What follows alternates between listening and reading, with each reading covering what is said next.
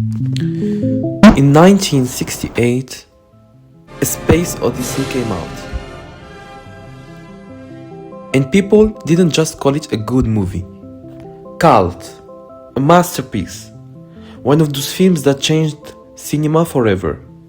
And the crazy thing is, it still has that reputation today. Decades later, directors still talk about it, movies still reference it, even Barbie opens with a tribute to it. But here's the weird part. If you try to watch the film today, there is a real chance you skip half of it. Not because it's bad, but because sometimes nothing is happening on the screen. Long shots, silence, people staring, space, more silence, and you're sitting there thinking, okay, when does the movie start? And that made me think about something. How can something be revolutionary, still respected, still iconic, and yet feel so hard to experience today? Why do some works survive time, while others want to feel trapped in the moment they come from? Because recently, I played Far Cry 3 for the first time, in 2026. A game people talk about like it's sacred. The island, the chaos, the freedom, and of course, Vas. Is insanity is doing the exact same fucking thing over and over again, expecting shit to change. That is crazy.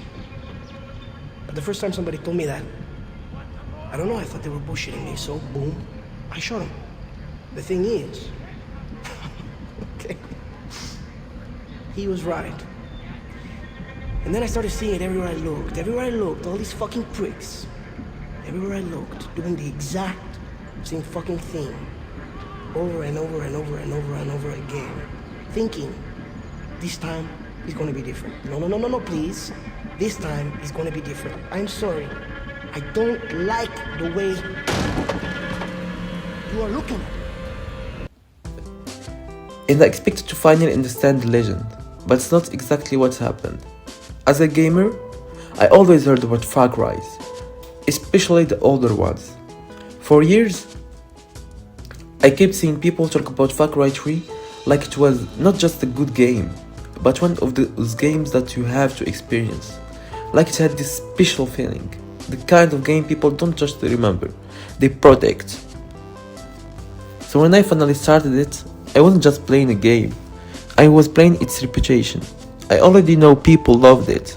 I already knew Vaz was supposed to be amazing. I already knew the island was iconic. I already knew this was considered a classic. So before even the game starts, it already had pressure on it. And maybe that's unfair, but it's real. When people tell you for years that something is legendary, pretty good can start to feel disappointing. The beginning of Far Cry 3 should be strong, for example. My name's Dan Hay from Ubisoft Montreal, and you are Jason Brody.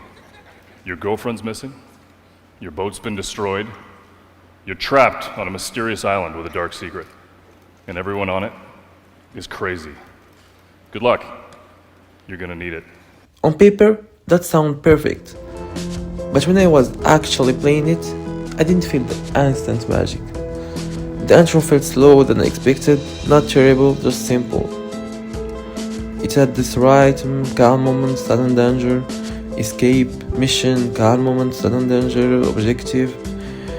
And after a while, I honestly just started feeling like I already understood where the game was going. Some things didn't feel revolutionary anymore. They felt familiar, because it's repeated, not because the game copied others, but because others copied it. And that's a strange problem. Sometimes a game ages badly because it was weak, but sometimes a game ages because it was influential. It creates a formula. Other games copy it. The formula becomes normal. Then when you go back to the original, it feels basic. And the hallucination scenes are a good example of this. I understand what the game is trying to do. It wants the island to feel mysterious, dangerous, almost spiritual, like there's something deeper under all the violence. But for me, this just didn't hit. A lot of those scenes were mostly slow. Not deep, just slow. And there's a difference. A scene can be weird without being interesting. A scene can be symbolic without being powerful. A scene can be slow without being deep. And that's where the game lost me sometimes. I could see what it wanted me to feel, but I just wasn't feeling it. And then there are Jason's friends. Honestly, I didn't care that much of them. They're supposed to be the emotional reason behind the story. You save them, you risk everything for them. They're the reason Jason keeps going. But for me, they felt more like plot reasons than real people. I didn't hate them, I just didn't feel attached. And that's the problem when the whole story is built around saving them. But let me tell you something. The island feels alive. The greens, the blues, the sunlight, the beaches, the jungle, everything has a mood. The game does not look modern, obviously, but it still has personality. And that matters more than raw graphics. One thing I didn't expect to like that much was the driving. It's not realistic in a simulation way, but it has weight. The roads feel physical, the hills matter, the dirt paths matter. The radio playing local musics get you instantly immersed in the environment. But let's be honest, the realism this game stayed in people's mind is obviously vast.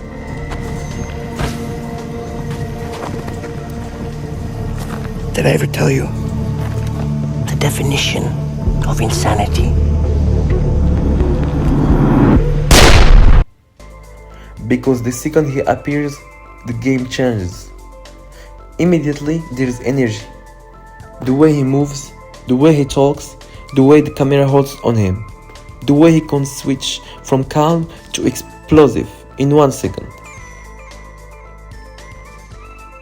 When Vas is on screen, I'm paying attention. Not because the plot is complex, not because the mission design is genius, but because he has presence, he has aura. And I know the word gets overused, but it fits. Some characters don't need to do much. They enter the scene and the whole atmosphere changes. You remind me a little bit of Homelander. Not because they're the same character, but because they create tension just by existing.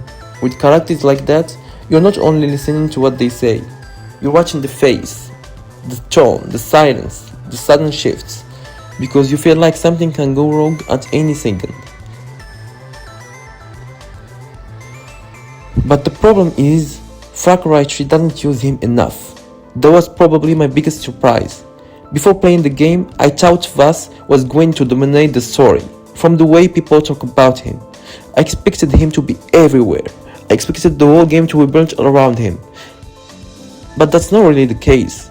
He's not really present that much. He has a few unforgettable scenes, but not enough direct confrontation. Not enough time to fully build the psychological rivalry the game seems to want.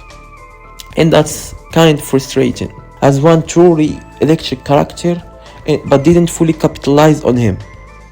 And maybe that's part of why the memory of the game is so strong.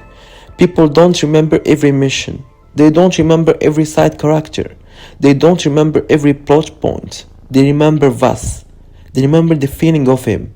And that's where nostalgia becomes interesting. Because when people say Far Cry 3 is amazing, what are they actually remembering? Are they remembering the whole game? Or are they remembering the strongest parts? Are they remembering the complete experience or the feeling they had at the time? Because those are not the same thing. And I don't mean that in a disrespectful way. Nostalgia doesn't mean people are lying. It means memory edits things. Over time, we don't remember games exactly as they were. We remember the moments that stayed with us. I didn't meet Far Cry 3 when it was fresh. I met it after the world it helped create become normal. And this is the hardest thing about classics. You don't approach them normally. You approach them like a test. Some games age because the world they helped create becomes too familiar. Far Cry 3 might be in this category. Not outdated because it failed, outdated because everyone learned from it. And that leaves me with the question I still don't really know how to answer. Maybe Far Cry 3 isn't as amazing as people remember, or maybe I just played too late.